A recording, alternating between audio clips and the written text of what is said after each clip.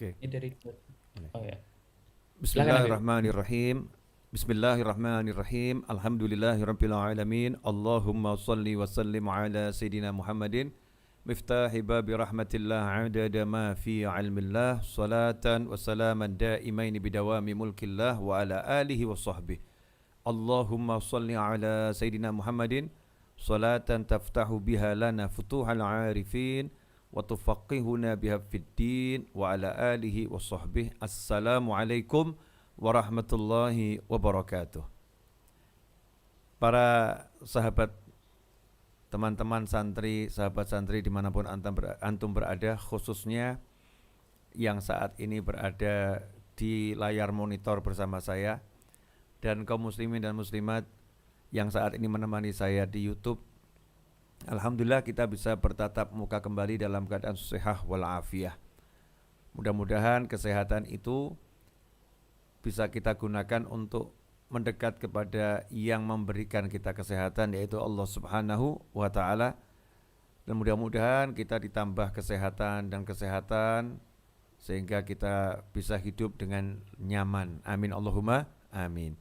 Ikhwani rahimakumullah, malam ini kita akan belajar bersama-sama tentang satu kata yang menjadi harapan, menjadi harapan setiap orang.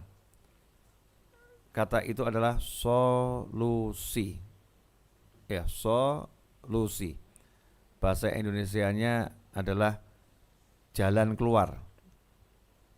Jadi setiap orang hidup ini kan ada masalah, setiap orang hidup ada ujiannya. Seringkali kita menemui jalan yang dikatakan jalan buntu oleh orang-orang, mengalami kesulitan-kesulitan yang membuat lelah dan membuat seringkali merasa nggak ada jalan keluar. Nggak ada jalan keluar.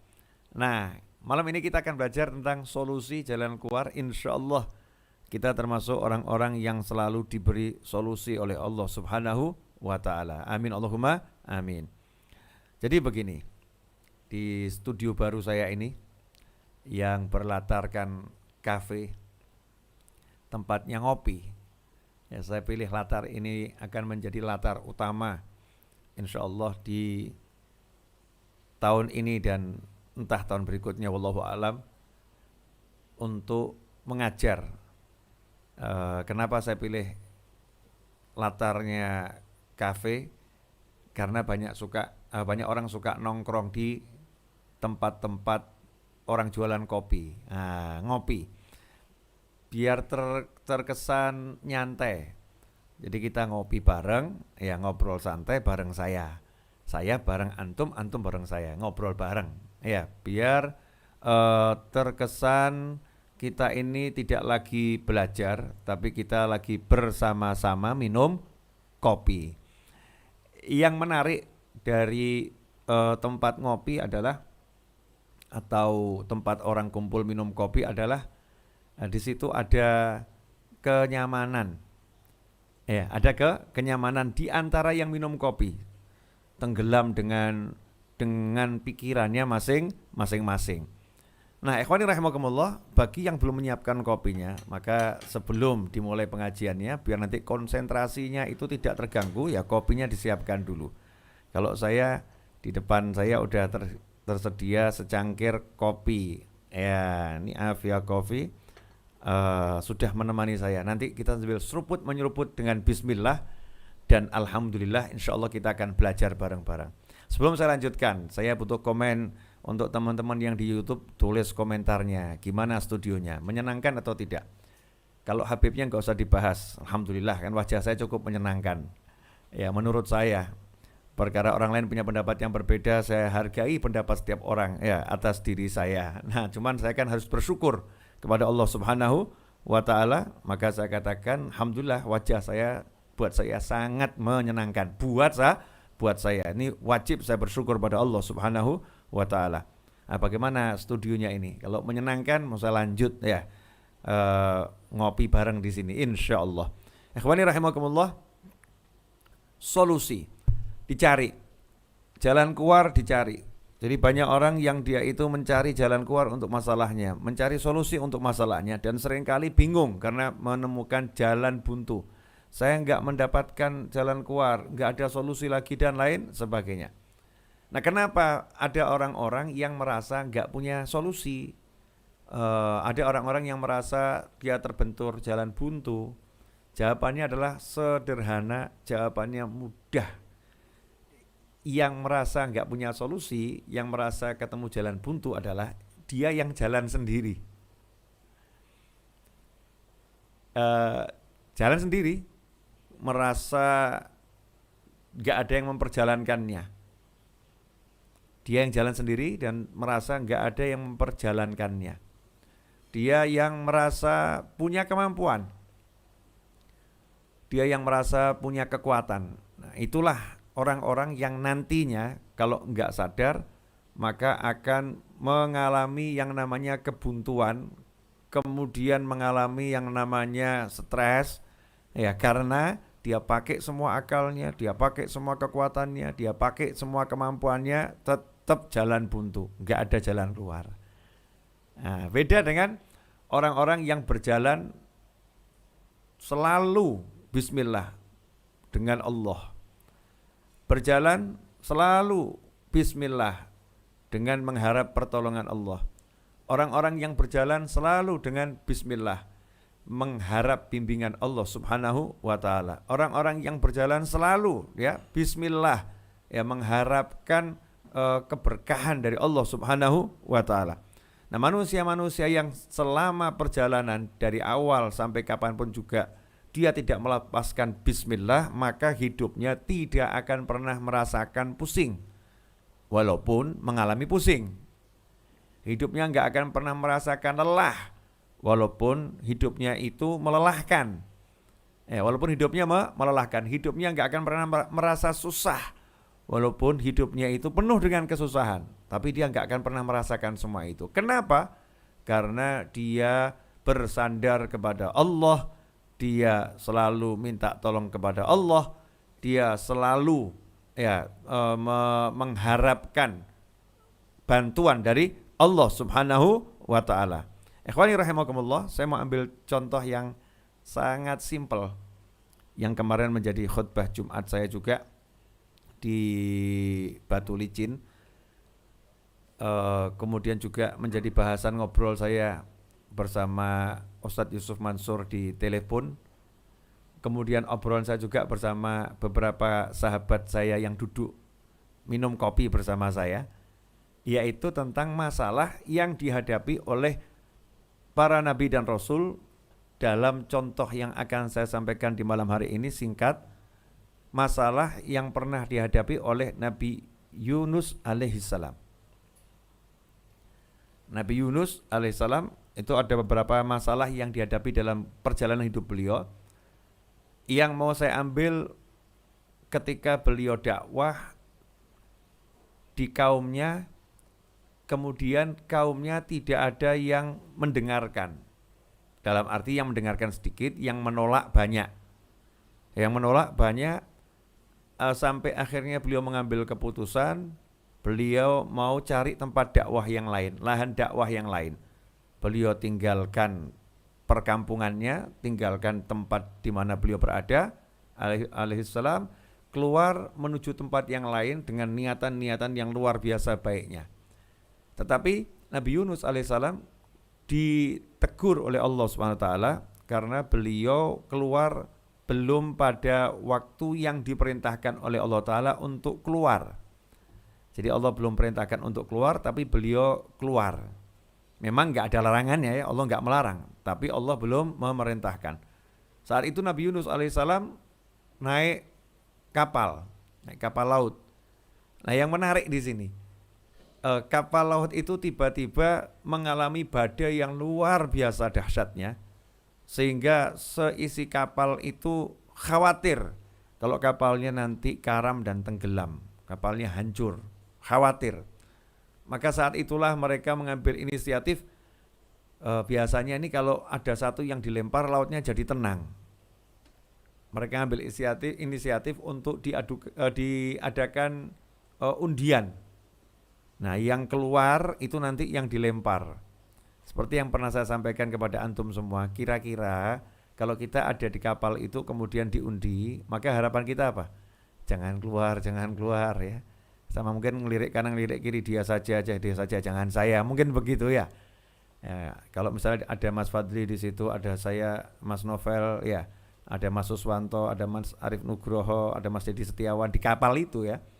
Mungkin kita ini kan masih golongan kita ini kan jujur saja, ya masih belum bisa betul-betul mengutamakan nyawa kita untuk diberikan sama orang lain toh ya, belum. Ya kita belum sampai makom itu. Mungkin kalau Mas Fadli yang dilempar kan kita alhamdulillah semua, alhamdulillah bukan saya, Mas Fadli yang dilempar kan begitu. Mungkin Mas Fadli juga alhamdulillah Habibnya yang dilempar gitu kan ya, bisa jadi begitu. Alhamdulillah saya selamat dah, Habib enggak apa-apalah, cucu Nabi dilempar, wah syuhada, masya Allah. Kalau saya masih banyak dosa, alhamdulillah itu pas tuh lemparannya itu. Mungkin mikirnya begitu, mungkin nih. Kalau kita dalam kondisi yang sama. Nah saat itu yang menarik, ketika diundi yang muncul adalah Nabi Yunus alaihissalam. Yang muncul nama Nabi Yunus alaihissalam. Dulu belum ditulis nama ya, masih pakai mungkin ada kayu yang satu kecil, ini miliknya fulan, yang ini ditanda-tandain gitu ya. Yang muncul miliknya Nabi Yunus alaihissalam. Menariknya itu seluruh peserta undian bukan ngucap alhamdulillah, tapi semua yang ikut diundi mengatakan jangan dia. Tolong diundi ulang. Beliau jangan dilempar, jangan dibuang. Karena beliau orang baik. Nah, ini sangat menarik. Seisi kapal itu bukan ngucap alhamdulillah aku selamat, tapi seisi kapal gak rela kalau hamba Allah yang nama Nabi Yunus alaihissalam ini dilempar ke laut. Karena seisi kapal melihat ini orang baik. Sehingga perlu diulang sampai 3 kali dan tetap nama yang sama baru dilempar. Nah pelajarannya apa? Nabi Yunus alaihissalam itu keluar meninggalkan kaumnya, yang mana kaumnya didakwahin sekian tahun gak mau denger. Tapi anehnya masuk kapal baru beberapa saat, seisi kapal itu mau mendengar Nabi Yunus alaihissalam. Seisi kapal itu jatuh cinta pada Nabi Yunus alaihissalam. Jadi dalam kehidupan tuh ya memang kadang begitu. Ya, di rumah kita nggak begitu disayang. Di luar rumah ada yang menyayangnya luar biasa. Di kampung nggak ada yang mau dengerin kita. Kita baru naik satu bus itu mau dengarkan kita semua. Ya itulah fenomena kehidupan. Jadi Nabi Yunus ya senang betul ya, baru meninggalkan satu kaum yang nggak mau dengerin beliau, kemudian naik satu perahu, satu kapal itu senang dengan beliau, diterima dengan baik. Nah lagi senang seperti itu oleh Allah Ta'ala kemudian dilempar ke laut. Tetapi Allah Subhanahu Wa Ta'ala memberikan pertolongan yang luar biasa, di mana Allah kirimkan yang namanya ikan paus. Ikan paus kemudian membawa Nabi Yunus alaihissalam ke dalam dasar laut, dalam kegelapan, dalam kesunyian. Seperti yang saya sampaikan kemarin, tidak ada GPS gitu kan ya, lost sinyal, dalam kesunyian total. Nah, ikhwani rahimakumullah, poin ini yang pengen saya ajak semuanya untuk merenung. Bayangkan kalau itu kita dibawa ikan paus di dalam situ, gak tahu kita ada di mana, kemudian gak tahu sampai kapan berada di situ. Kira-kira kita bisa tenang atau super galau?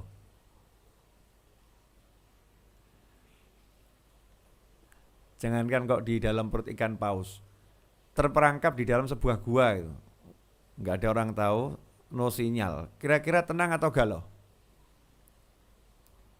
Nah, ini pertanyaan sederhana yang mari kita tanyakan pada diri kita masing-masing. Kalau kita mengalami yang sama, kita berpikir dapat solusi atau berpikir udahlah, khatam, udah selesai nih, hidup saya selesai, gak mungkin saya bisa keluar dari gua ini, gak mungkin saya bisa keluar dari perut ikan ini selamat, gak mungkin saya masih punya usia, gak mungkin saya punya nyawa, gak mungkin, dah ini akhir hidup saya. Jadi jangan berpikir untuk hidup setelah ini, dah kamu khatam, selesai kamu, mungkin kita akan berpikir seperti itu. Nah, kalau udah berpikir seperti itu, bisa tenang atau galau?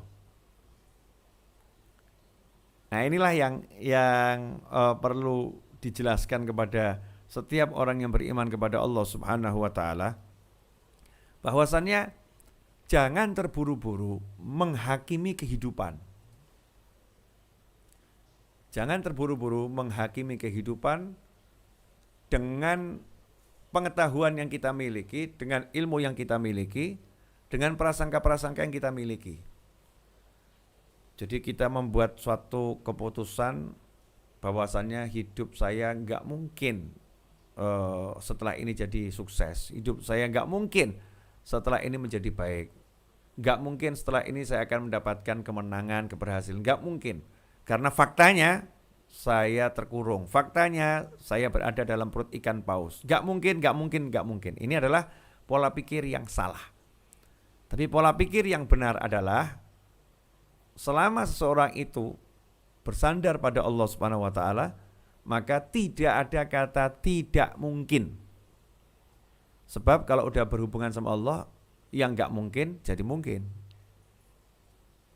Yang nggak masuk akal akan jadi bisa terjadi. Yang pasti dia akan hancur, tapi kalau udah judulnya itu ditolong sama Allah, ya nggak jadi hancur. Karena bersandar pada Allah Subhanahu wa ta'ala. Contohnya kasus Nabi Yunus alaihissalam. Nabi Yunus saat itu langsung bersandar pada Allah Ta'ala, melepaskan diri dari sandaran-sandaran kepada apapun itu, sembari mengatakan la ilaha illa anta subhanaka inni kuntu minadh dhalimin. La ilaha illa anta. Gak ada Tuhan kecuali Engkau ya Allah. Gak ada yang bisa nolong saya kecuali Engkau. Jadi gak sibuk mikir upaya A, upaya B, atau mungkin gimana caranya buat ikan pausnya muntah. Kalau buat ikan pausnya muntah, dimuntahkan ke dalam laut kan tambah celaka ya. Atau gimana ini biar ikan pausnya membawa saya ke daratan. Gimana cara bicara dengan ikan paus? Udah enggak, itu upaya-upaya yang melelahkan, tidak ada hasilnya. Maka langsung kontak Yang Maha Kuasa. La ilaha illa anta subhanaka inni kuntu minadh dhalimin. Di titik mustahil selamat. Di titik mustahil selamat, di titik mustahil bisa keluar dengan selamat, di titik mustahil bisa kembali ke kampung, jangankan keluar, berpikir kembali ke kampung awal tadi, tempat di mana saya berdakwah, saya mau pulang kampung saja, kembali ke sana. Di titik yang nggak mungkin bisa ketemu manusia lagi, udah terperangkap dalam perut ikan paus. Nabi Yunus alaihissalam melepaskan titik itu langsung berhubungan dengan Yang Maha Bisa, Yang Maha Kuasa, Yang Maha Luar Biasa, Yang Maha Pengasih, Yang Maha Penyayang, Yang Maha Kuat, Yang Maha Mengerti, Yang Maha Mampu. Sembari menegaskan kepada dirinya dan kepada siapapun, dan ikrar kepada Allah Ta'ala, la ilaha illa anta, la ilaha illa anta, la ilaha illa anta. Gak ada Tuhan kecuali Engkau ya Allah. Gak ada yang punya kecuali Engkau ya Allah. Gak ada yang bisa kecuali Engkau ya Allah. Gak ada yang mampu kecuali Engkau ya Allah. Subhanak, Maha suci Engkau. Maha suci Engkau. Yang lain itu kotor ya Allah. Yang lain gak bisa ya Allah. Maha suci Engkau dari kelemahan. Maha suci Engkau dari ketidakberdayaan. Maha suci Engkau dari ketidakmampuan. Maha suci Engkau dari hal-hal yang disifatkan pada makhluk. Maha suci Engkau. Subhanaka inni kuntu minadh dhalimin. Sungguh aku termasuk dalam kelompok orang yang zalim. Aku yang salah ya Allah. Aku yang salah. Aku yang kurang benar. Aku yang kurang taat. Ini Nabi Yunus loh. Tidak ada Nabi maksiat. Suci dari segala kemaksiatan dan dari segala perbuatan makruh, perbuatan yang gak ada manfaatnya. Gak mungkin Nabi melakukan itu. Ini Nabi yang taat pada Allah Ta'ala, yang sempurna dalam ketaatan. Mengatakan sungguh aku termasuk orang yang zalim. Menyalahkan diri sendiri. Nah, beda dengan kita. Kalau kita kan menyalahkan keadaan. Oh seandainya sudah terperangkap, terperosok, terjerumus, sudah pernah berada dalam kubangan, bukan kontak Allah langsung, tambah menyalahkan sana, menyalahkan sini, menyalahkan keadaan, ya menyalahkan orang lain dan lain sebagainya. Padahal titik balik itu dari Allah Ta'ala di dalam diri kita ketika kita kembali kepada Allah Ta'ala. La ilaha illa anta subhanaka inni kuntu minadh-dhalimin. Diulang terus, la ilaha illa anta subhanaka inni kuntu minadh-dhalimin. La ilaha illa anta subhanaka inni kuntu minadh-dhalimin. Diulang-ulangin terus. Hasilnya apa? Terjadilah sesuatu yang tadi, yang semua yang gak masuk akal. Gak masuk akal keluar dari mulutnya ikan paus. Selamat bayangkan tuh kalau itu Mas Fadli ditelan sama ikan hiu. Ikan hiunya gede banget. Mas Fadli ya lumayan gede kan. Saya juga lumayan gede ini badannya. Ditelan sama ikan hiu. Blep. Apa kira-kira berani berpikir, tolong hiu muntahkan saya.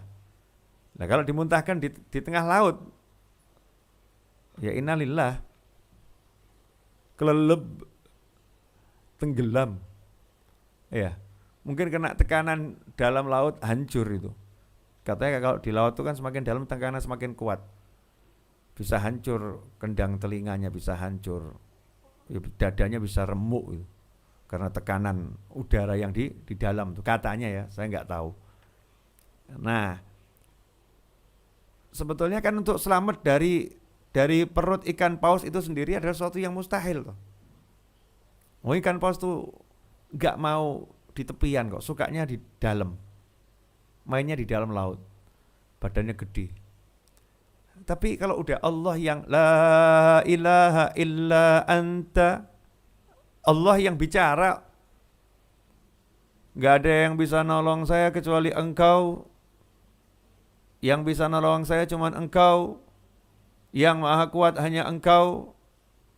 Ada hamba yang yakinnya seperti itu. Allah bilang sama ikan pausnya, ikan paus, tolong hantarkan itu. Hantarkan, bukan lemparkan. Hantarkan hambaku itu ke tepi laut yang gak jauh dari wilayah di mana dia biasa berdakwah. Dari kampungnya, yang gak jauh dari kampungnya. Hantarkan dia ke sana. Masya Allah. Jadi gak perlu capek-capek lagi. Diantar. Begitu sampai tepi laut, ya dikeluarkan. Jadi ngeluarkannya itu bukan di dasar laut, bukan di permukaan laut, tapi sudah di tepi, dikeluarkan. Mengeluarkannya lembut sekali. Keluar dengan lembut. Setelah itu Allah perintahkan bumi, beri makan tuh hambaku itu. Udah siap buah-buahan di situ. Masya Allah. Sayur mayur di situ udah siap semua. Jadi Nabi Yunus alaihissalam itu begitu keluar, makanannya udah tersedia kan. Luar biasa ya, subhanallah. La ilaha illa anta subhanaka inni kuntu minadh-dhalimin. Keluar, selamat, enak, makanannya udah tertata, tersedia dalam jumlah yang sangat banyak. Setelah itu yang gak masuk akal lagi tadi kan bisa pulang kampung. Pulang kampung. Yang gak masuk akal lagi itu penduduk kampungnya kan benci ini ya. Orang kampungnya kan benci, gak suka sama Nabi Yunus alaihissalam. Berubah itu, yang benci itu jadi cinta semua. Dakwah yang ditolak jadi diterima. Subhanallah. Solusi. Ternyata solusinya di mana? Solusinya adalah pada Allah Subhanahu wa taala. Bagaimana caranya mendapatkan solusi dari Allah Ta'ala? Ternyata satu kalimat, la ilaha illa anta subhanaka inni kuntu minadh-dhalimin. Yang pertama ikrar dulu, sadarin dulu, bebaskan diri dari penyembahan-penyembahan itu, bebaskan diri dari berhala-berhala. Oh, kita ini masih nyembah berhala namanya akal, nyembah berhala namanya kemampuan, nyembah berhala namanya relasi, nyembah berhala namanya perencanaan. Begitu banyak arca berhala dalam hati kita, enggak kita bersihkan. Bersihkan dulu itu berhala-berhalanya. La ilaha illa anta. Ya, Mas Fadli pede dengan mobilnya. sama Allah Ta'ala mobilnya dibuat mogok. Masuk bengkel sampai sekarang belum sembuh. Misal nih contoh. Kalau begitu, pede dengan tabungannya, mau beli barang, punya uang di bank, rupanya banknya lagi mengalami gangguan sistem. Sehingga m-bankingnya, internet bankingnya tidak bisa dipakai, munyer tok, silahkan menunggu, gak rampung-rampung. Tokonya keburu tutup, gak bisa dibayar. Mohon maaf, transaksi tidak bisa dilakukan hari ini karena toko sudah keburu tutup, duit Anda banyak tapi gak bisa bayar. Kenapa? Gangguan jaringan internet atau gangguan sistem perbankan sedang terjadi. Masya Allah. Dengan PD-nya naik mobil kecepatan tinggi, tolnya sepi, ya nggak ada hambatan di tol sama sekali, tolnya lancar itu, buat appointment janji, buat janji mau ketemu untuk suatu urusan bisnis dengan pasti mengatakan 5 minutes, saya 5 menit nyampe di sana, karena dekat, ya memang dekat bener. Begitu masuk pintu tol, rupanya e-tolnya nggak bisa gesek. Ribet di situ, e-tolnya digesek nggak mau ya. Nah, ditempelkan gitu ya, nggak mau, ditap nggak mau, wah nggak bisa nih. Rupanya kartu e-tolnya mengalami kerusakan sehingga dia tidak bisa masuk tol. Bingung cari ini, yang jadi 5 menit jadi 15 menit sampai di lokasi itu. Temennya yang akan ada janji sama dia udah keburu pulang sehingga perjanjian batal. Kenapa terjadi semua itu? Ya karena masih nyembah selain Allah Ta'ala, ya masih menuhankan selain Allah Subhanahu wa Ta'ala. Jadi syarat mau kita dapat solusi yang jitu, solusi yang asyik, solusi yang mudah, solusi yang menyenangkan, hidupnya enak ya, walaupun ada banyak kendala, tapi hidupnya enak karena selalu ada solusi, adalah membersihkan hati dari segala bentuk penyembahan kepada selain Allah Subhanahu wa Ta'ala. La ilaha illa anta. Makanya kita kan kalau habis sholat witir suruh baca ini 40 kali. La ilaha illa anta subhanaka inni kuntu minadh dhalimin, dibaca. Ya kita perbanyak baca itu. Biar apa? Biar hati kita ini sadar, jangan nyembah yang lain dong, sembah Allah. Jangan andalin yang lain dong, andalin Allah. Jangan utamakan yang lain dong, utamakan Allah. Allah, Allah, Allah. Ajarin terus hati kita ini, karena kalau hati nggak diajarin lupa. Wah, ada lagi yang pede dengan kegantengannya. Kalau saya mau nikah dengan siapapun cukup tunjuk, ganteng, duit banyak. Baru ngomong seperti itu, keluar dari rumah kepleset, jeduk, ya betul ganteng. Tapi setelah kepalanya terjeduk, gak ingat siapa dirinya. Kemudian gak bisa ngomong. Kemudian setelah itu penglihatannya jadi kabur. Setelah itu pendengarannya jadi gak jelas. Yang tadinya sombong, saya. Akhirnya dia cuma jual wajah, mau nikah jual wajah. Calon istrinya nanya, namamu siapa? Ya, yang mau nikah sama dia jadi takut. Wah, kalau kemarin sih ya duit banyak, ganteng, pinter. Kalau hari ini kok begini-begini ya. Maaf, gak jadi. Biar yang lain saja nih. Sombong.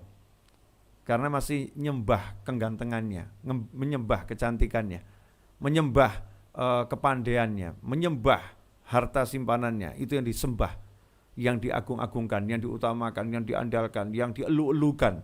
Ya, Allahnya hanya dipanggil kalau udah mumet. Duh Gusti, kepriben ini. Ya Allah, pripun niki? Ya Allah, bagaimana ini? Oh my God. Kalau oh my God gimana Inggrisnya itu? Oh my God. Ya, oh my God. Gimana? Lanjutannya nggak ngerti saya. Tanya oh my God saja. Oh my God. Gimana ini? Piye iki piye? Ini gimana ini?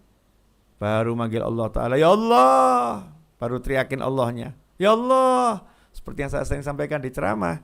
Ya Allah bilang sama malaikat, biarin teriak-teriak dulu. Asyik teriakannya. Wah, demen saya. Lama dia nggak manggil saya. Lama dia nggak nangis manggil saya. Biarin dulu. Biar manggil terus. Asyik nih. Kalau perlu biar gini deh. Biar miskinnya 20 tahun. Biar sering manggil saya nih. Karena lupa sama Allah dia. Susahnya biar agak lama itu. Kenapa? Lupa sama Allah. Tapi kalau orang yang ingat sama Allah Ta'ala, La ilaha illallah Muhammad Rasulullah SAW, yang dia tuhankan itu hanya Allah, yang dia andalkan hanya Rasulullah SAW, gak ngandalkan ajaran siapapun, ajaran Rasulullah. Bagaimana kata Rasulullah? Bagaimana menurut Rasulullah SAW? Seperti apa jalan keluar Rasulullah SAW? Petunjuk Rasulullah seperti apa? Sarannya Rasulullah seperti apa? Rasulullah mengatakan seperti apa? Rasulullah. Jadi nanyanya ke Rasul dulu SAW. Gak nanya sama yang lain. Kalau kita ini kan enggak. Kalau kita ini kan nanyanya sama otak kita dulu, akal kita dulu, pikiran kita dulu.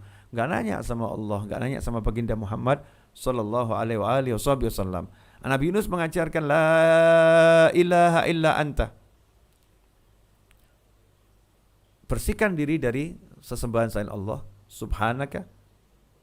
Yakini Allah maha sempurna, maha suci ya Allah, engkau dari segala bentuk kekurangan.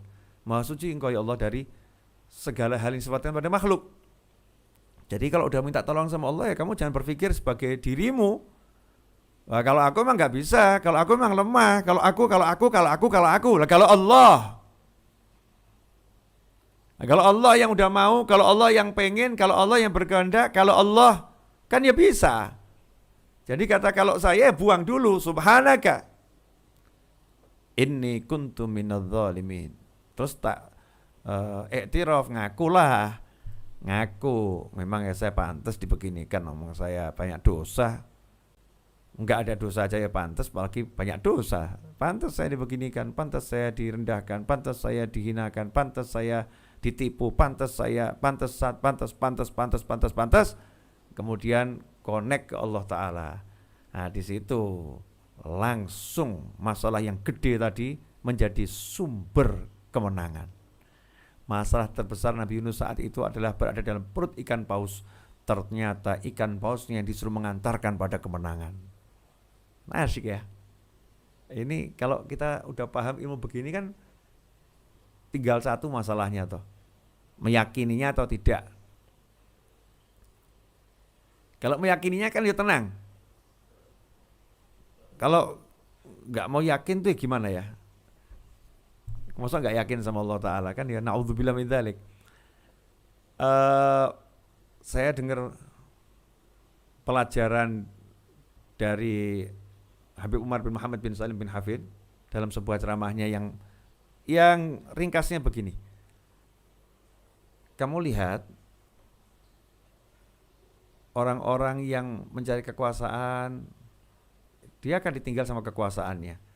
Yang mencari harta, dia juga akan ditinggal sama hartanya atau meninggalkan hartanya.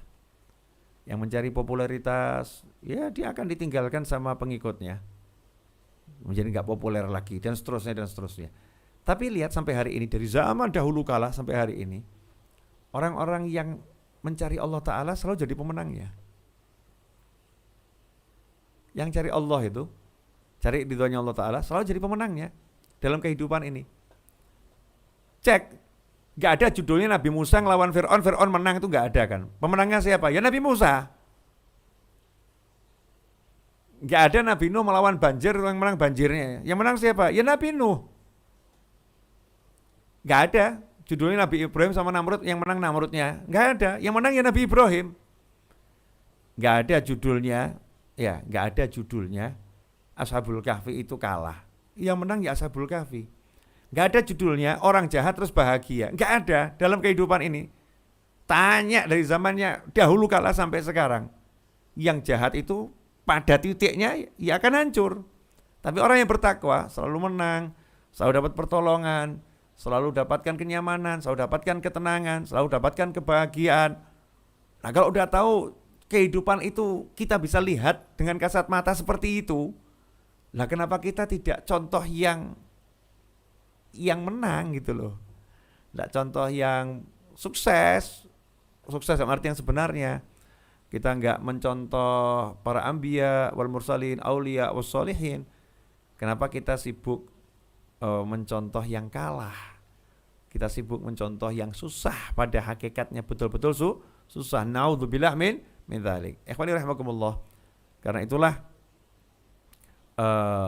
semua solusi itu kembali kepada Allah Ta'ala, dan kita nggak akan pernah dapat solusi kalau kita nggak mau meyakini Allah itulah yang maha bisa, Allah yang maha kuasa, Allah yang maha segala-galanya, dan kita ini paling nggak punya apa-apa, kita paling nggak bisa apa-apa, kita paling jelek, dan kita ini paling lemah.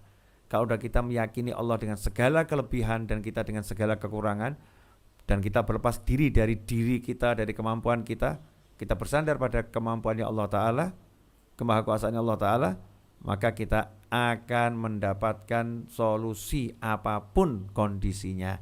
Seperti yang terjadi pada Nabi Musa alaihissalam, selamat dari lautnya terbelah, Nabi Musa yang selamat, Fir'aunnya yang tenggelam. Seperti Nabi Yusuf alaihissalam, ya, yang akhirnya setelah dipenjara beliau menjadi perdana menteri, ya, bahkan menguasai Mesir, dicintai bahkan sama rajanya, ya, dicintai sama rajanya, sebagai perdana menteri dicintai sama rajanya, dicintai sama rakyatnya. Kemudian kita lihat Nabi Nuh alaihissalam yang tadi dicaci maki, cemooh sama kaumnya, justru kaumnya ditenggelamkan oleh Allah Ta'ala dan Nabi Nuhnya diselamatkan oleh Allah Subhanahu wa Ta'ala. Semua pelajaran yang ada dalam kehidupan ini, kalau kita perhatikan dengan baik-baik, maka pemenangnya adalah orang-orang yang bersandar pada Allah Ta'ala, yang selalu yakin dengan la ilaha illallah Muhammadur Rasulullah SAW. Alhamdulillah, 37 menit 49 detik dan seterusnya saya udah bicara. Sekarang saatnya kita ngobrol santai sambil ngopi, tanya jawab. Mudah-mudahan berkah dan manfaat untuk pemirsa dimanapun Anda berada. Terima kasih atas kebersamaannya. Saksikan terus ini obrolan kami. Dan mohon maaf, ini yang bisa bertanya langsung hanya para santri virtual. Ya, dan mohon maaf kalau saya melihatnya tidak ke arah kamera, seakan-akan ya agak menunduk, karena saya melihat wajah-wajah di monitor ini lebih menyenangkan daripada melihat kamera itu. Ya, kalau lihat kamera seperti melihat diri sendiri. Kalau ini kan lihat Mas Fadli, ya, lihat Mas Suswanto, Mas Septiawan, ya, Akhina Muhammad Yasin, Akmal Rizal, Arat Moko, Didit Septiono, Mas Dedi Ahmadi, ya, melihat Pak Imron, Mas Muhammad Zulkarnain. Masya Allah nih banyak yang kelihatan nih. Nah, insya Allah dari Cafe Afia santri virtual Majlis Ar-Raudhah Solo, saya menyapa, dan saatnya Mas Fadli membagikan waktu kepada kawan-kawan yang mau bertanya. Saya mau niru yang di radio, belum bisa, belum pantas jadi penyiar radio. Makasih Mas Fadli, silakan. Baik Habib, alhamdulillah. Bagi jemaah sekalian, ini sudah banyak yang melambaikan tangan. Jadi bagi jemaah yang saat ini bergabung di ruang Zoom santri virtual, bisa bertanya langsung dengan melambaikan tangan. Di sini kami pilih untuk nanya pertama dari Mas Muhammad Zulkarnain yang tadi sudah dari awal minta, Habib. Saya mau tanya, belum bisa. Silakan Mas Zulkarnain. Assalamualaikum warahmatullahi wabarakatuh. Waalaikumsalam warahmatullahi wabarakatuh. Alhamdulillah Habib, akhirnya bisa bertanya juga setelah sekian lama. Alhamdulillah, pada waktunya ya. Ada sedikit yang ingin saya tanyakan terkait solusi Habib. Karena mohon maaf ini sudah sekian lama gitulah di pikiran saya gitu. Nah, yang ingin saya tanyakan, Habib, apakah memang ada tata cara khusus ketika kita membaca baik itu Al-Quran, zikir dan sebagainya dengan lisan dan juga dengan hati? Sebab mohon maaf, ketika ada suatu ketika saya pribadi itu sedang khotaman Hufil Quran begitu Habib. Jadi di sebelah saya ada teman yang memang cara bacanya itu sangat cepat sekali. Bahkan dari beberapa kejadian tersebut, misalnya saya baru dapat satu kaca dua kaca, beliaunya sudah hampir hatam, itu habis. Mungkin itu yang ingin saya tanyakan Habib, yang mudah-mudahan Habib sehat selalu. Amin. Dan juga saya bisa istiqomah nyantri di Amin. virtual. Terima kasih Habib, mohon pencerahannya. Terima kasih. Assalamualaikum. Waalaikumsalam warahmatullahi wabarakatuh. Jazakumullah khairan atas pertanyaannya. Masalah baca zikir, wirid atau baca Al-Quran. Caranya bagusnya seperti apa? Nomor satu, kalau baca Al-Quran jangan sampai melakukan yang diharamkan. Ya, orang yang baca Al-Quran itu tidak boleh dalam keadaan junub, tidak boleh dalam keadaan haid. Jadi orang haid atau junub tidak boleh baca Al-Quran. Kita mulai dari situ dulu ya. Kemudian yang kedua, orang yang tidak punya kesucian, artinya tidak punya wudhu dan dalam keadaan tidak suci, tidak boleh memegang mushaf, menyentuh mushaf nggak boleh, megang mushaf nggak boleh. Jadi kalau memang pengen baca Al-Quran tapi nggak punya wudhu, tidak haid, tidak junub, tapi nggak punya wudhu, mau baca Al-Quran, ya mushafnya jangan disentuh. Kalau toh baca mushaf, mushafnya jangan disentuh. Nanti kalau mau balikkan halaman minta tolong sama orang, tolong nih dibalikkan nih halaman seterusnya, misal begitu ya, nggak menyentuh mushafnya. Jadi jangan sampai melakukan yang haram. Kemudian yang ketiga, jangan meletakkan mushaf di lantai, di bawah, di lantai, lebih rendah dari paha kita, di tempat yang biasa diinjak-injak manusia, karena itu sangat tidak beradab kepada kalamullah, kepada Al-Quran. Nah, kemudian yang penting sekali ini, ketika emang mau baca Al-Quran, hati harus menyadari ini membaca kalamullah. Jadi nggak ada yang lebih penting dari itu. Jangan ngomong begini, saya mau baca Al-Quran, nanti kalau telepon masuk saya mau terima. Berarti kita menganggap telepon lebih penting daripada baca Al-Quran. Jangan sampai seperti itu. Saya mau baca Al-Quran, telepon masuk ya nanti setelah baca Al-Quran. Itu ada satu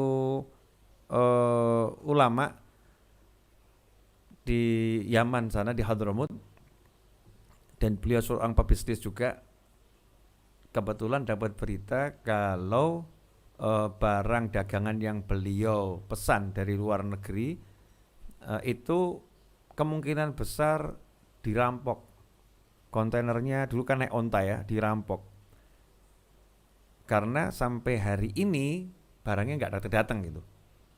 Maka ketika beliau lagi baca Al-Quran di antara maghrib dan isya di masjid, anaknya masuk masjid untuk ngasih tahu ayahnya di waktu ayahnya lagi baca Al-Quran, ayah, alhamdulillah itu barang kita tidak dirampok.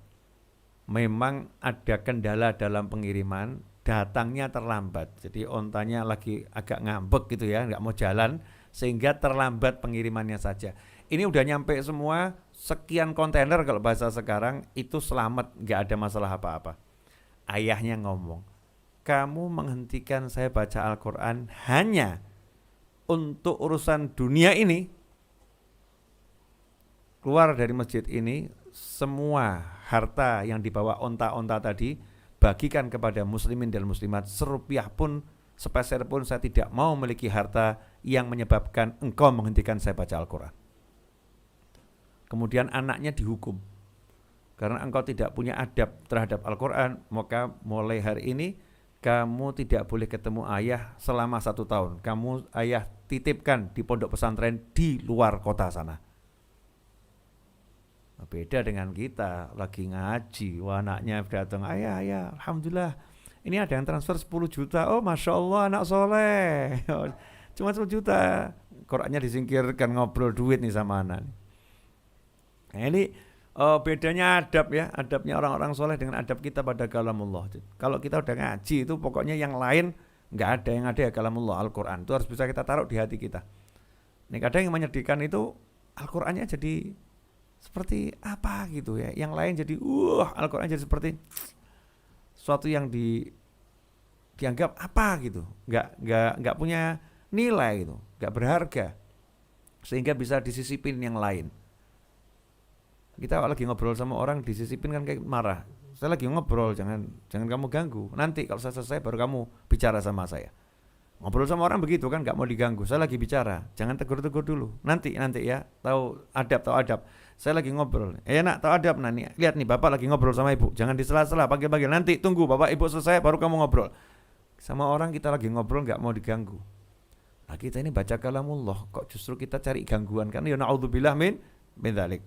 Nah kemudian hendaknya ya walaupun tidak menyentuh mushaf, hendaknya dalam keadaan suci, berwudu, walaupun tidak menyentuh mushaf. Kalau nyentuh wajib wudu. Kalau nggak menyentuh mushaf kan nggak wajib wudu, nggak menyentuh kok. Ya tapi hendaknya dalam keadaan suci, bersih ya dengan berwudu, bersih dari hadas kecil maupun hadas besar. Kemudian setelah semua itu tadi membacanya dengan kaidah yang benar, tajwidnya. Ya, tajwidnya yang benar. Nah, muncul pertanyaan, kalau bacanya cepat gimana? Kalau bacanya pelan gimana? Masalahnya bukan cepat atau pelan, masalahnya benar atau salah. Kadang bacanya pelan tapi salah semua. Yang bacanya pelan tapi salah semua. Ada yang bacanya cepat tapi benar. Ya, ada orang itu yang kita kira dia bacanya cepat, padahal dia bacanya biasa-biasa saja. Ya kitanya aja yang kelambatan, dianya sebetulnya nggak cepat, kitanya yang kelambatan. Kalau kita di jalan itu kadang kita merasa, itu orang kok kebut banget ya. Sebetulnya orang itu nggak kebut, cuman kamunya aja yang kepelanan. Ya kamu jalannya cuma 10 km per jam, ada orang jalan 50 kamu kira kebut, padahal dia jalannya biasa-biasa saja gitu. Nah bukan masalah cepat atau lambat, yang paling penting itu masalah benar atau salah. Ya benar atau salah. Nah kemudian setelah itu, kalau ada orang yang bisa cepat, apakah bagus? Cepat selama itu tidak melanggar kaidah, ya tidak melanggar kaidah, maka ada suatu hal yang oke-oke saja, tidak ada masalah. Karena dia pengen 3 hari sekali khatam Al-Quran, mungkin dia pengen sehari sekali khatam Al-Quran, tidak ada masalah. Yang penting nggak melanggar kaidah yang benar dalam membaca Al-Quran. Nah kalau saya lambat gimana? Ya nggak ada masalah. Yang penting benar. Jangan sampai kita bacanya salah. Pelan-pelan, yang penting benar. Kan toh nanti nyampe juga khatam. Khatam. Pentingnya kita pengennya khatamnya tiap hari Habib. Tapi setahun nggak khatam ini. Bacanya lambat saya, nggak apa-apa. Kamu dapat pahala sesuai niatmu. Niatnya kan pengen tiap hari khatam. Kamu udah buktikan dengan istiqomah. Tiap hari baca Al-Quran. Walaupun kamu mampunya baru sedikit dan pelan-pelan. Maka Allah akan kasih pahala sesuai niatmu, semangatmu. Bukan yang sedang kamu lakukan. Nah ini kurang lebih. Kemudian upayakan untuk paham artinya dan tafsirnya. Kalau kita paham isinya, maka kita akan bisa menghayatinya. Ya bisa menghayatinya. Nah kalau itu sudah semua dilakukan, maka 5 menit bersama Al-Quran itu akan indahnya luar biasa. Gak usah lama-lama, 5 menit bersama Al-Quran, tapi istiqomah, maka kita akan merasakan kenikmatan yang luar biasa. Jazakumullah khairan. Silakan Mas Fadli. Baik Habib, alhamdulillah. Baik jemaah sekalian yang di YouTube saat ini 932 jemaah mengikuti kajian santri virtual. Silakan bisa mendaftarkan untuk menjadi santri virtual Habib Novel Al Idrus di nomor yang sudah tertera. Baik, untuk pertanyaan selanjutnya kami pilih dari akun Rahmah Nur Asih. Kami persilakan. Assalamualaikum Habib. Waalaikumsalam warahmatullahi wabarakatuh. Habib, saya boleh bertanya 2 pertanyaan kah? Silahkan. Yang satu ini pertanyaan dari bapak saya, Bib. Mau bertanya apakah boleh jika sholat sunnah itu satu kali sholat, tapi niatnya banyak dalam satu kali sholat itu Habib. Terus kalau untuk pertanyaan kedua, kan waktu itu pernah ada kajian Habib tentang kita menunaikan hajat orang lain. Nah, di saat itu saya itu membantu saudara saya yang kondisinya tuh udah benar-benar di ujung tanduk gitu, Bib. Tapi kondisinya itu ekonomi kita nggak ada yang bisa bantu gitu. Tapi saya pengen banget bantu. Nah, secara nggak langsung yang bisa bantu itu ada ribanya gitu, Bib. Jadi gimana ya kira-kira, Bib? Itu aja, Bib. Makasih. Assalamualaikum. Waalaikumsalam warahmatullahi wabarakatuh. Ya, untuk yang pertama nanti insya Allah ada pada bahasannya tentang masalah sholat sunnah ya. Ada sholat sunnah itu nanti ada bahasan sendiri. Tidak bisa saya jawab sekarang karena itu harus spesifik. Insya Allah akan dibahas di babnya sendiri. Kemudian yang kedua, masalah membantu orang yang susah dalam kesusahan. Jangan membantu tapi dengan yang haram. Ya, seperti kita mau nyelamatin orang tapi dengan bunuh orang kan ya. Bukan begitu ya. Jangan membantu tapi dengan yang haram. Bantu dengan yang halal karena kalau yang haram nggak akan ada barokahnya. Justru nanti dosa dan dosa. Tapi saya mau ngasih dia duit gitu. Ini kaitannya dengan duit Habib, Ustadz Kiai. Gimana caranya? Zaman sekarang itu yang haram bisa jadi halal kok. Maksud saya begini, kalau memang itu sistemnya ribawi, bisa kok kita ambil sistem yang enggak ribawi. Kan sudah ada Bank Syariah Indonesia sekarang. Ya, ada Bank Syariah Indonesia yang semuanya udah sesuai dengan syariat. Jadi berusahalah cari yang halal. Kalau tahu harus ngutang, ya ngutang yang halal. Kalau tahu harus ngutang yang halal. Sehingga nanti ada berkahnya. Ya, ada berkahnya. Jangan sampai yang kita lakukan justru menjadi masalah lagi buat diri kita dan buat orang lain. Jadi niat yang baik itu baik. Niat yang baik. Tetapi suatu niat yang baik tidak bisa merubah yang haram menjadi halal. Tidak bisa. Seperti yang dulu, mohon maaf nih, saya ambil contoh yang paling kasar. Ada orang bilang, saya kalau nggak onani nanti saya zina. Jadi daripada zina saya onani. Ya nggak bisa kemudian dia onani jadi halal gitu, nggak bisa, ya haram onaninya. Perkara kamu nggak zina bagus, tapi tidak bisa niatanmu untuk meninggalkan zina tadi tidak bisa menghalalkan yang haram. Ya, tidak bisa menghalalkan yang haram. Ini tetap haram, itu haram itu. Nah, atau contoh-contoh yang lain yang mungkin bisa kita temukan dalam kehidupan yang mungkin pernah kita juga alami ya, melakukan yang haram tapi niatannya baik. Ya, misal begini, daripada pacaran kan lebih baik ta'aruf. Daripada pacaran lebih baik ta'aruf. Tapi ta'arufnya ya malam minggu nongkrong di mall berdua. Ini bukan ta'aruf namanya. Namanya saja, namanya Islami. Tapi perbuatan kita mungkin syaitoni. Dari mana? Ta'arufan itu. Namanya syar'i, namanya. Tapi perbuatannya bisa jadi naudzubillah min dzalik. Niatannya kan bagus. Tapi kan perempuannya berhijab. Sayanya juga laki-lakinya pakai kopiah kayak Mas Fadli gitu. Kalau kita jalan bareng kan kelihatan Masya Allah, kan tetap kelihatan Islami gitu ya. Islami gandengan tangan. Nggak bisa begitu. Atau sambil berpelukan. Tetap haram untuk perbuatan itu. Masalah niat baik, tapi niat yang baik tidak bisa merubah yang haram menjadi yang halal, nggak bisa. Makanya jangan memaksakan diri sehingga kita masuk pada hal-hal yang diharamkan oleh Allah Subhanahu wa ta'ala. Kalau kita belum bisa membantu dengan harta yang banyak, bantu dengan harta yang sedikit, yang halal, dan angkat tangan yang tinggi pada Allah Ta'ala dalam kegelapan malam atau dalam kesendirian, maka insya Allah Allah akan turunkan pertolongan.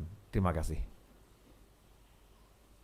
Baik, Habib, kami lanjutkan untuk pertanyaan dari chatting di sini dari akun Rizky Desiani. Izin bertanya Habib terkait dengan ikhtiar yang sifatnya akhirat dan ikhtiar yang sifatnya dunia itu seperti apa? Terima kasih. Jazakumullah khairan Habib. Wa'iyyakum. Ya, mungkin sekarang ada orang bagi ikhtiar dunia, ikhtiar akhirat, mungkin begitu ya. Tapi kalau saya cenderung tidak membagi-bagi ikhtiar dunia, ikhtiar akhirat.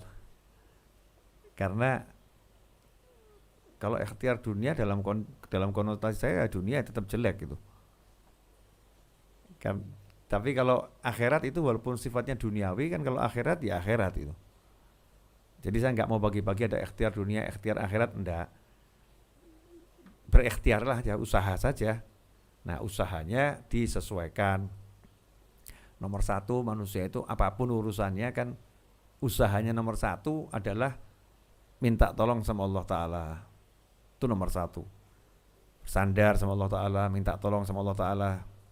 Nah, kemudian setelah itu, setelah minta tolong sama Allah dengan doa, dengan zikir, dengan wirid, dengan sedekah, apapun itu, dengan amal soleh, minta tolong pada Allah Ta'ala ya, dengan minta doa dari orang lain, kemudian melakukan yang harus dilakukan sesuai dengan apa yang mau dia lakukan. Ya contohnya, kalau dia nyopir, dia pengen selamat, selain dia itu nomor satu berdoa, kemudian sodakoh dan lain sebagainya, ya kalau nyopir pengen selamat, ya pakai sabuk pengamannya dipasang. Kalau matanya rabun ya pakai kacamata. Kemudian mobil kendaraannya ya dicek. Itu kira-kira air radiatornya masih ada atau enggak ada. Ya kira-kira olinya udah diganti belum itu. Oh olinya sudah 2 tahun enggak diganti. Ya, misal gitu. Oh remnya gimana? Oh kanvas remnya itu habis. Nanti kan ngeblong. Dicek dulu kondisi mobilnya. Setelah kondisi mobil dicek, oh bagus. Oh ya, jalan di jalurnya, jangan arus 2 arah, kamu jalan di sebelah kanan, ngelawan arus itu. Sambil teriak-teriak kalimat tahlil la ilaha illallah, tapi ngelawan arus. Siapa hati namanya? Ini disesuaikan apa yang harus dilakukan terhadap apa yang harus dilakukan. Kalau itu misalnya dia nggak bisa berenang, ya jangan kemudian saya udah baca zikir, udah baca doa, saya udah sedekah ya, insya Allah saya mau jalan di atas air, insya Allah nggak tenggelam ya. Ya kemungkinan besar kamu tenggelam, kamu nggak siap bisa renang. Ya kamu ya belajar ilmunya renang. Kalau nanti nggak tenggelam ya alhamdulillah. Kalau tenggelam kamu bisa berenang. Ya begitu. Saya cenderung tidak membagi ikhtiar dunia, ikhtiar akhirat, karena buat saya semua sifatnya yang dunia ini kalau untuk akhirat kan jadinya akhirat. Tapi sesuai dengan bidangnya saja. Kalau memang kita itu mau jual beli, ya kalau pengen gak rugi, ya nomor satu ya doa, usaha dan sebagainya. Tapi pengen gak rugi, ya cari barang yang kalau dijual menguntungkan. Cari barang yang dijual menguntungkan, yang kualitasnya bagus. Ya kemudian jualnya ya di pasar yang kira-kira bukan pasar orang banting-banting harga gitu. Di pasar yang harganya normal, cari pembeli yang potensial, belajar ilmu marketingnya, belajar ilmu penjualannya, semua dijalankan itu. Ya, selaras ini. Jadi usaha sesuai bidangnya dijalankan, kemudian doa, zikir, sedekah, semua ajaran Nabi SAW tentang upaya agar keinginan kita itu terwujud dengan baik dijalankan. Nah, karena ini selaras, insya Allah sampai pada satu titik yang membuat kita menemukan kesuksesan dalam arti yang sebenarnya. Jazakumullah khairan. Makasih. Baik, Habib. Kami lanjutkan pertanyaan selanjutnya yang ditemani dengan lilin remang-remang Mas Hadi Hidayatullah. Sebelum lilinnya habis, mati listrik sudah masih ikut bergabung. Silakan Mas Hadi. Assalamualaikum warahmatullahi wabarakatuh, Habib. Waalaikumsalam warahmatullahi wabarakatuh.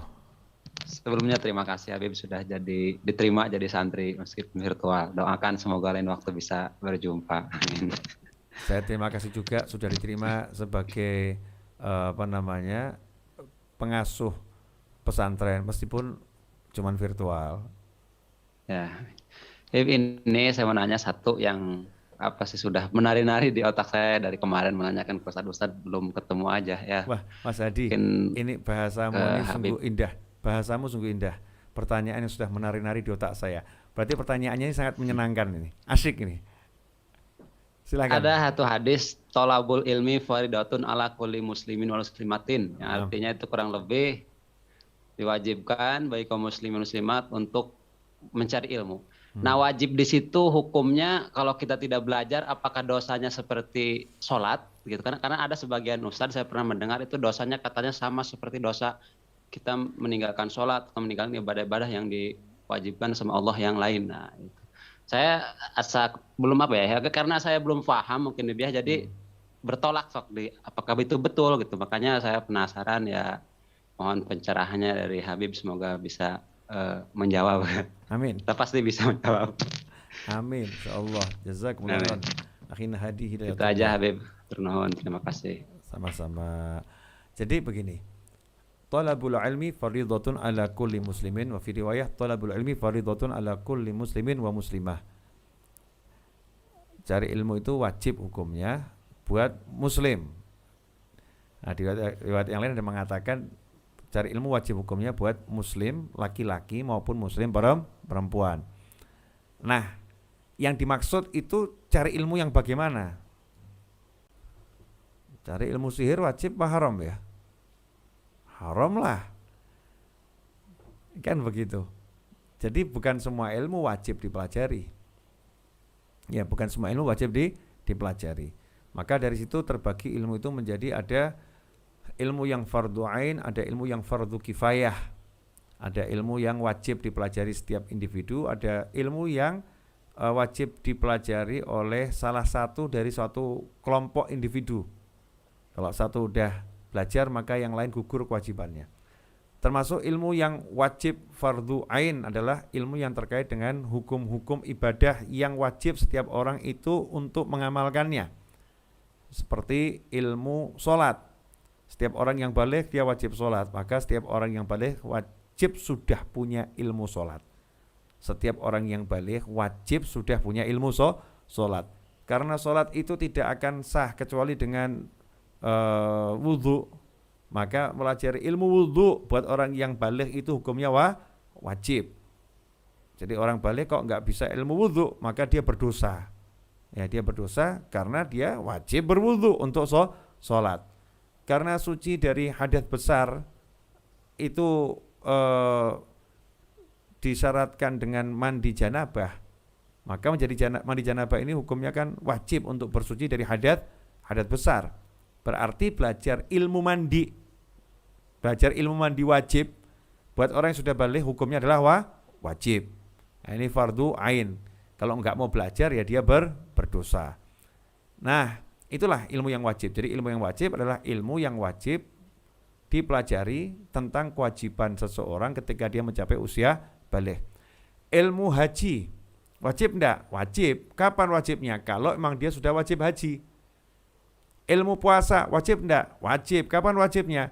Buat seorang yang baligh dan sudah masuk bulan suci Ramadan. Jadi kalau di bulan Syawal ada orang baligh, sudah wajib belajar puasa belum? Belum.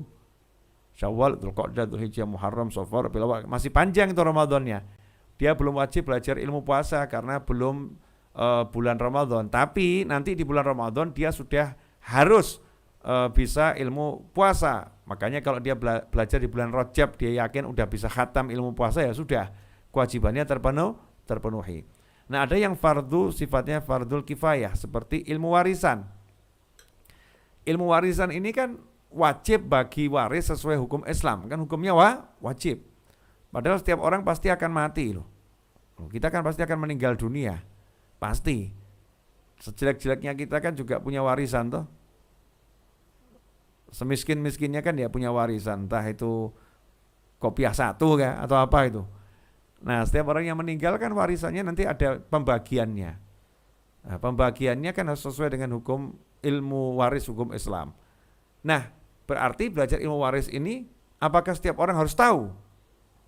Wah, kalau setiap orang ini harus tahu ilmu waris, Masya Allah, berarti pusing semua nih yang di santri virtual ini.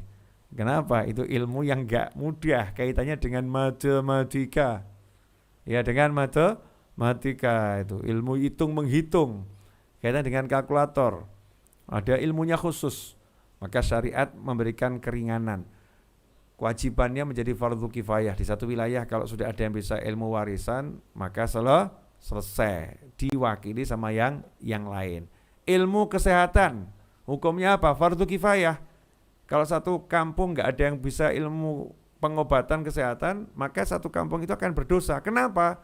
Karena menjaga kesehatan itu adalah hukumnya wajib. Nggak boleh kita menyia-nyiakan kesehatan kita, membahayakan nyawa kita.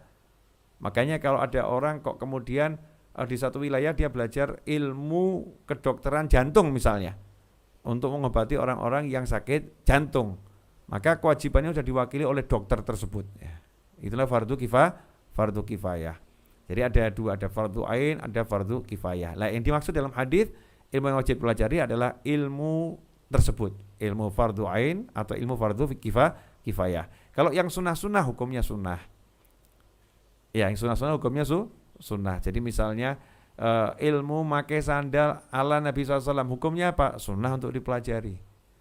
Karena kalau kita pakai sandal nggak cara Nabi juga nggak apa-apa, tapi ya ruginya luar biasa, kan begitu ya, ruginya luar biasa, tapi nggak berdosa. Maka tidak mempelajari ilmu tersebut, ilmu pakai sandal menurut Nabi SAW tidak dipelajari, maka tidak berdosa.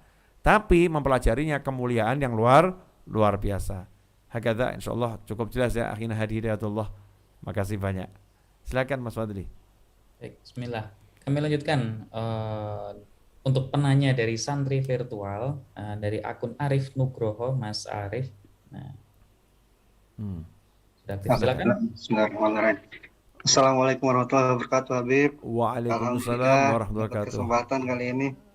Alhamdulillah. Ini nyambung dari yang Habib tadi bilang ilmu fardu kifayah.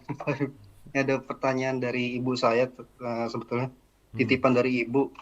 Jadi tentang ilmu waris nih, Bib. Jadi ini nenek saya nih pernah berwasiat dulu sewaktu semasa hidupnya ke salah satu om saya, dan cuma disaksikan oleh Pak D saya nih. Pak D saya kebetulan juga sudah almarhum, jadi nenek dan Pak D saya sekarang sudah almarhum. Jadi anak-anaknya nenek saya itu ada 10, 5 laki-laki dan 5 perempuan. Nah, setelah nenek saya dan Pak D saya meninggal itu, jadi sekarang ada sengketa nih, ada pertanyaan dari om saya, adiknya ibu saya. Jadi karena yang saksinya sudah tidak ada, jadi tidak ada yang bisa ditanyakan lagi. Jadi dan nenek saya juga nggak ada wasiat tertulis nih, Bib. Nah, itu kira-kira gimana ya? Nah, soalnya jadi warisannya itu adalah rumahnya diminta oleh nenek saya tuh diurus sama om saya itu, om saya yang diwasiatkan itu, dan disaksikannya hanya oleh Pak D saya yang sudah meninggal. Nah, rumah itu sudah dibalik nama dengan bantuan dari Pak D saya tersebut yang menyaksikan nenek saya berwasiat itu.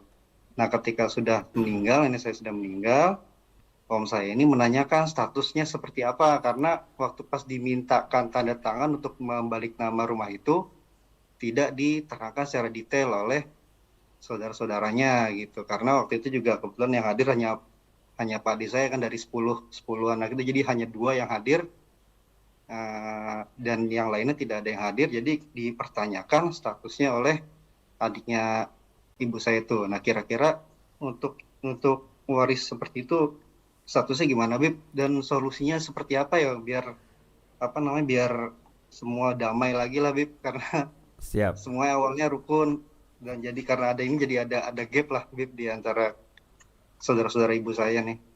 Ya, saya doakan Mas Arif Nugroho diberi Allah rezeki uang yang sangat banyak, kemudian bisa memberi pamannya tadi uang senilai rumah tadi, kemudian katakan rumah ini ya saya hadiahkan untuk paman saya yang itu, ini uangnya untuk paman, selesai itu masalahnya. Iya, insyaallah gitu. Itu solusi dulu ya, kita doakan begitu. Nah, kalau permasalahannya saya tidak bisa menjawab dengan benar dan baik nanti kalau saya tidak tahu detailnya. Apa yang antum sampaikan tidak bisa saya ambil satu kesimpulan A, B dan sebagainya. Nggak bisa, karena ini tadi kan cuma katanya ya. Nanti akhirnya kan jadinya katanya juga gitu. Yeah. Nah, tapi saya mau ambil kasih pandangan yang biar siapa tahu nanti insya Allah bisa jadi jalan kebaikan untuk semuanya ya. itu kan tadi kan 10 bersaudara, betul? Nah, yang menolak berapa orang? 1. Nah, yang 1 ini inginnya rumah tadi dijual kemudian dibagi waris. Bukan sih, Bib. Jadi kalau yang saya tangkap jadi hanya untuk memperjelas statusnya. Jadi karena kalau saya tangkap Oke, sih paham. kayaknya Maksud saya begini, kalau prosesnya nggak sesuai betul, dengan yang apa yang apapun diinginkan. katanya, apapun ininya, yang 1 ini pengennya apa? Awalnya tadinya pengennya dibagikan ke saudara-saudara yang lain gitu, Betul, yang berarti kan dianggap lebih intinya mampu, dianggap lebih tidak mampu daripada yang diberikan itu. siap. Berarti yang 1 ini kan pengen agar dibagi waris. Intinya begitu kan?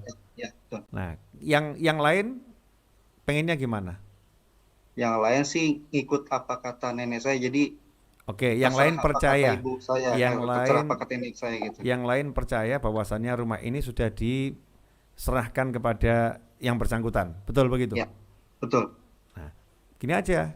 Yang lain itu tadi membuat ikrar kalau kami menghadiahkan rumah itu kepada kakak atau adik kami namanya Fulan. Nah, kalau Mas tidak mau, maka ya sudah, rumah ini nilainya berapa, maka jatahnya Mas diberikan. Selesai. Hmm. Ya kan, jadinya kan anggap saja rumah itu dibagi waris, cuman yang lain kemudian memberikan kepada yang ditunjuk oleh nenek tadi. Sehingga nggak perlu lagi ada saksi atau tidak dan lain sebagainya, karena ya oke lah kita bagi waris, cuman kami nggak mengambil jatah kami kami berikan kepada beliau yang ditunjuk oleh nenek untuk memiliki rumah ini. Jatahmu tidak kami kurangi, jatahmu ya kami berikan. Nah, terus jatahnya ini dari mana ini? Kan bisa toh ngomong sama yang bersangkutan, ya kamu selesaikan perlahan-lahan, atau kalau nggak bisa kami yang bersembilan ini siap membantu. Atau saya doakan Mas Arif Nugroho yang bisa menyelesaikan semuanya insya Allah.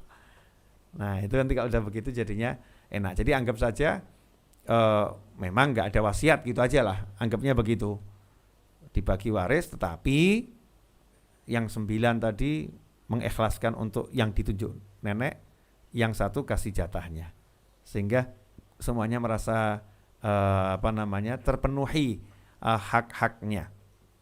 Karena mungkin hanya karena uang yang nggak seberapa, jumlahnya seberapapun itu, mau jumlahnya 1M, 2M, 10M, 30M kan nggak seberapa ya, nggak seberapa. Tapi kalau kehilangan saudara kan luar biasa. Kadang-kadang kita itu lupa mengukur nilai ini, lupa kita ukur. Kadang kita anggap uang itu lebih besar dari persahabatan, uang lebih besar dari persaudaraan, uang lebih besar dari teman. Ya, teman itu mahal, saudara itu mahal. Kalau uang bisa dicari, ya uang bisa dicari. Tapi kalau saudara mau cari di mana? Memang kita bisa punya ibu lagi, bapak lagi, kan nggak bisa ya. Nah, itu sudah karunia dari Allah Ta'ala. Menjaga hubungan kekerabatan ini suatu yang sangat mahal. Saya menghimbau pada diri saya pribadi dan antum semuanya, jangan urusan duit dibuat ruwet. Saya masih ingat kata almarhum Haji Muhammad Soeharto, satu kalimatnya yang saya suka, kalimatnya saja ya. Ini kalimatnya orang Jawa, ora paten. Ora paten itu jadi mau diambil aja deh, saya nggak merasa kekurangan kalau itu diambil, nggak merasa berat itu diambil. Jadi kalau jabatanmu diambil, duitmu diambil, itu diambil ya kamu jagalah jabatan, jaga duit. Tapi kalau mau diambil nggak apa-apa gitu loh, ambil aja karena kamu lebih mahal. Persaudaraan denganmu itu lebih mahal. Yang penting kamu senang. Kalau itu kamu senang, ambil aja. Seperti itu. Insyaallah kita diberi kelapangan hati untuk mengutamakan saudara daripada harta. Ya mungkin tadi seperti katakan pamannya pengen kejelasan gitu kan. Ya udah dibuat aja jelas, itu dibagi waris. Kan sesuai keinginannya toh. Nah, tapi yang lain kita aja yuk senangkan nenek. Karena kalau betul itu tadi sudah diwasiatkan sama nenek, diberikan semasa hidupnya sama nenek, sudah dikasihkan sama beliau semasa hidupnya, kemudian kok kita bagi waris ini, wah itu nenek di alam sana marah, itu nggak seneng, nanti nggak ada berkahnya. Maka lebih baik jalan tengahnya ya udah hadiahkan saja. Insya Allah nanti kan juga rezeki nggak kemana-mana. Allah akan kasih kita rezeki dari arah yang lain. Minimal kita udah dapat rezeki yang besar, udah bisa sedekah sama saudara sendiri, ya bisa menyenangkan orang tua. Jazakumullah khairan. Makasih. Satu lagi Mas Fadli, karena kita udah 1 jam 16 menit ngobrol bareng ini. Baik Habib, alhamdulillah. Kami pilih untuk yang dituakan mungkin akun sesepuh yang bertanya. Pak M Yasin di sini, silakan Pak M Yasin. Masya Allah. Ya, sudah aktif Pak. Assalamualaikum warahmatullahi wabarakatuh, Habib. Waalaikumsalam warahmatullahi wabarakatuh. Saya lihat dari tadi nyatet terus, Masya Allah. Iya, Habib.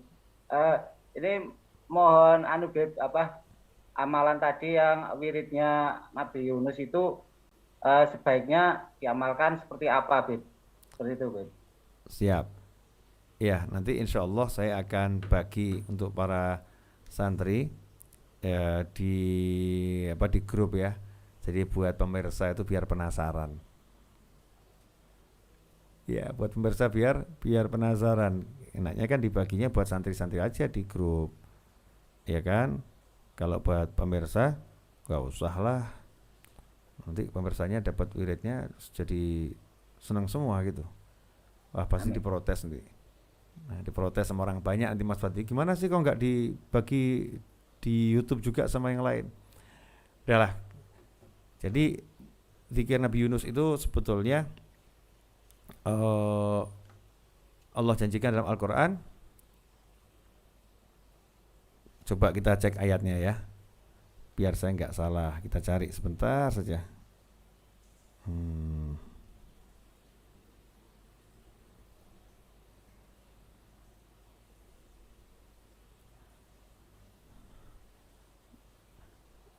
Surat Al-Anbiya ayat 87 kalau saya nggak salah. Coba cek Bismillahirrahmanirrahim.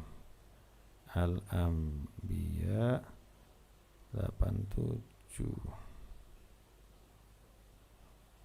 Ya, surat Al-Anbiya ayat 87. Dan ingatlah ketika Dhunnun Yunus, ketika dia pergi dalam keadaan marah, lalu dia menyangka bahwa kami tidak akan menyulitkannya, maka dia berdoa dalam keadaan yang sangat gelap. Ya, la ilaha illa anta subhanaka inni kuntu minadh dhalimin. Itu ayat 87. Kemudian kalau kita baca di ayat yang ke-88, Allah Subhanahu wa taala kemudian mengatakan fastajabna lahu wa najjaynahu minal gham wa kadzalika nunjil mu'minin. Setelah Nabi Yunus itu mengucapkan la ilaha illa anta subhanaka inni kuntu minadh dhalimin, Allah menjawab fastajabna lahu, maka kami kabulkan untuknya. Padahal dalam kalimat tadi Nabi Yunus kan tidak berdoa apa-apa ya. Tidak berdoa. Kalimatnya bukan kalimat doa, tapi dalam kalimat itu kan sebetulnya ada banyak doa. Enggak ada yang bisa nolong saya kecuali Engkau ya Allah. Enggak ada yang bisa menyelamatkan saya kecuali Engkau ya Allah. La ilaha illa anta subhanaka inni kuntu minadh dhalimin. Ada iktiraf, pengakuan lemah, pengakuan enggak bisa, la haula wala quwata illa billah. Maka hasilnya apa? Fastajabna lahu wa najjaynahu minal gham, dan kami selamatkan dia dari kedukaan, kesuntukan. Wa kadzalika nunjil mu'minin, dan demikianlah kami menyelamatkan orang-orang yang percaya, yang beriman pada Allah Subhanahu wa taala. Nah, sehingga kalau ayat ini dibaca, dan ulama menganjurkan ditambahi asma Allah al-husna yang dua, ya hayyu ya qayyum. Ya hayyu ya qayyum la ilaha illa anta subhanaka inni kuntu minadh dhalimin, dibaca setelah sholat witir sebanyak 40 kali. Jadi setelah salam sholat witir kita baca Subhanal malikil quddus, Subhanal malikil quddus, Subhanal malikil quddus, Subuh quddus Rabbul malaikati warruh, Jalaltas samawati wal arda bil izzati wal jabarut, wa ta'azzazta bil qudrati wa qahartal ibada bil maut. Allahumma inni a'udzubika biridhaka min sakhatik wa bi mu'afatika min uqubatik. وأعوذ بك منك لا أحصي ثناء عليك أنت كما أثنيت على نفسك يا حي يا قيوم لا إله إلا أنت سبحانك إني كنت من الظالمين يا حي يا قيوم لا إله إلا أنت subhanaka inni kuntu minadh dhalimin, ya hayyu ya qayyum la ilaha illa anta subhanaka inni kuntu minadh dhalimin. Itu dibaca sebanyak 40 kali, ya hayyu ya qayyum la ilaha illa anta subhanaka inni kuntu minadh dhalimin. Maka insyaallah kita akan selalu terselamatkan dari kedukaan yang mendalam, dari kesuntukan, karena kita sudah membaca doanya Nabi Yunus alaihissalam yang Allah janjikan kalau itu dibaca, ya, maka Allah menyelamatkan dari gham, kesuntukan super. Terima kasih akhina Muhammad Yasin, makasih banyak. Oke Mas Fadli, Mas Fadli, ya alhamdulillah, insyaallah cukup sampai di sini. Ya, kita lanjutkan hari Rabu malam insyaallah ya. Rabu malam kita lanjutkan insyaallah. Mohon maaf dan minta doanya. Saya lagi bangun studio di beberapa titik di Masjid Ar-Raudhah agar setiap tempat itu bisa menjadi tempat untuk syuting, ya, untuk kajian di dunia maya. Ini akan sering muncul. Kalau background ini menjadi background kayu ini seperti background permanen. Banyak spot yang menggunakan kayu ini karena hadiah dari teman saya di Jepara. Dikasih hadiah kayu, saya pakai biar pahalanya terus mengalir buat beliau. Ya, kemudian juga kopi, ya karena saya jualan kopi. Iklan sekalian. Ya kopi Afia. Insya Allah jadi barokah buat semuanya. Terima kasih. Ya, ini sarannya bagus. Kalau lebih jauh sedikit, ini lebih bagus. Iya betul. Masalahnya terkendala ruangan. Kalau kita buat lebih jauh dari belakangnya, saya agak maju ke sana gitu kan ya. Memang lebih asyik. Nanti lebih ya ngeblur dan lain sebagainya. Tapi karena kendala ruangan, semua itu belum bisa saya lakukan. Ini memanfaatkan sudut-sudut yang ada, walaupun kita punya cita rasanya terbatas oleh keadaan. Nah, mudah-mudahan walaupun dengan kekurangan ini bisa dinikmati. Amin. Jazakumullah khairan. Minta komentar. Ya, tolong dikomentari studionya. Di YouTube ya, dikomentarin apa studionya, lampunya oke, misal begitu, mic-nya kekecilan, kurang gede, misal ya, misal begitu ya. Oh itu kopiahnya Habib bagus, belinya di mana? Saya lagi produksi, tenang ya, kopiahnya lagi saya produksi, warna-warni, yang putih ini yang saya pakai modelnya begini, ini kopiah Raudhah. Insyaallah seperti ini. Kalau bajunya lagi proses. Kalau kopiahnya insyaallah hari Jumat sudah bisa dipesan. Insyaallah. Ya. Dari kita oleh kita untuk kita. Mudah-mudahan jadi pertemuan yang berkah dan manfaat. Jazakumullah khairan. Minta maaf yang sebesar-besarnya atas segala kekurangan. Hari Rabu insyaallah kita ketemu lagi dalam keadaan yang lebih diridhai Allah Ta'ala. Amin. Allahumma amin. Wassallallahu ala Muhammadin wa alihi wasallam walhamdulillahi amin. Wassalamualaikum warahmatullahi wabarakatuh. Allahumma salli wa sallim ala Sayyidina Muhammadin miftahi babi rahmatillah adada ma fi ilmillah salatan wa salaman daimaini bidawami mulkillah wa ala alihi wa sahbihi. اللهم اجعل في طاعتك فرحي وسروري وفي مرضاتك جميع أموري اللهم يا عالم بحالاتي ومطلع على سرائري ونياتي اقضي جميع حاجاتي واغفر ذنوبي وسيئاتي وتجاوز عن خطيئاتي وزلاتي وتقبل جميع حسناتي وسامحني فيما مضى وما يأتي واكتبني في ديوان ساداتي واسلك بي سبيل نجاتي في حياتي ومماتي اللهم إني طامع في عطاك راغب في رضاك مستسلم لقضاك فاكتبني من أولياك واسلك بي سبيل هداك وألحقني بأصفياك وصلى الله على سيدنا محمد وآله وصحبه وسلم والحمد لله رب العالمين والسلام عليكم ورحمة الله وبركاته. Waalaikumsalam warahmatullahi wabarakatuh. Alhamdulillah, terima kasih